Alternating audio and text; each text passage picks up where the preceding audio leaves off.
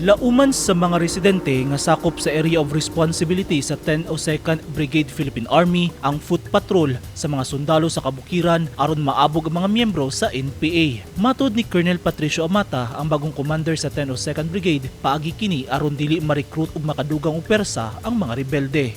Area ng 102nd, most of the areas, especially ang probinsya ng Davao Occidental, 4 municipalities ng Sarangani Province, namely Malungon, Alabel, Malapatan, and Glan, have already been cleared from yung affectation or influence ng CPP-NPA.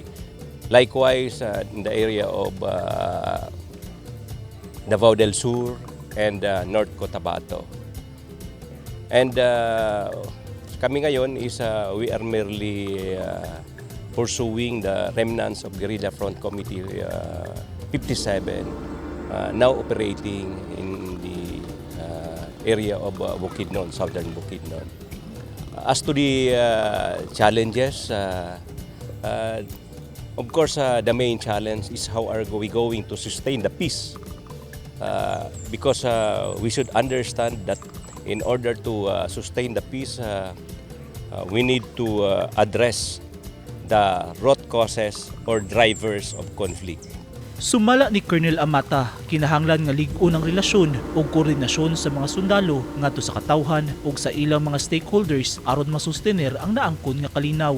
In order to sustain that, it entails multi-sectoral approach, and it also includes yung inclusivity, because researches and experiences from other countries nagiging more sustainable ang peace if it is done by people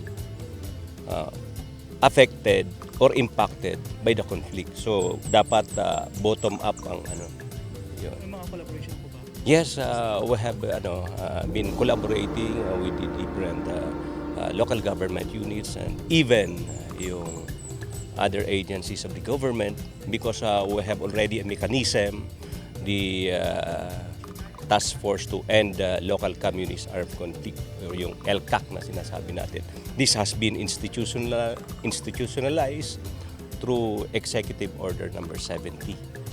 Hatagan sab nila og prioridad sa mga programa ang mga anaa sa geographically isolated and disadvantaged areas kun gidas, sama sa peace building program pinaagi sa pag-implementa sa development og socio-economic programs aron matubag ang mga hinungdan sa panagbangi ug aron dili na sab makumbinse nga mobalik sa kalihukan ang kanhing mga rebelde nga karon kaabag sa mga sundalo sa pagmintinar sa kahapsay ug kalinaw hilabi na sa hilit nga mga dapit sa ilang AOR. Una nahimong Brigade Commander si Colonel Amata, nagsilbi kining Assistant Chief of Staff for Civil Military Operations G7 sa Philippine Army ug kanhi Commander sa 73rd Infantry Battalion.